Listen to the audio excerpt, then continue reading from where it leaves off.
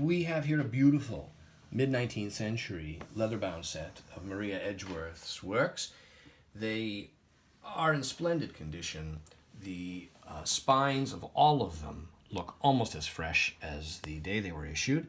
They're raised bands with this nice pattern tooling in blind with blind stamps in each compartment, contrasting gilt title labels like so.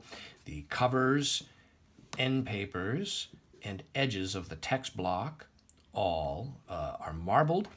Each volume contains a beautiful, very nicely printed, engraved frontis, as well as vignette half title like so. We see here that they're published by Baldwin Cradock, who also, by coincidence, published a monumental atlas known as the SDUK Atlas, 1832. It says here in 18 volumes.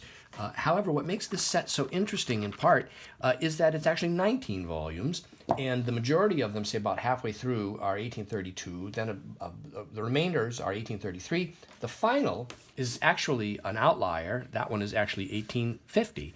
And so, despite the title page saying 18, they actually, 17 years later, issued a supplemental volume.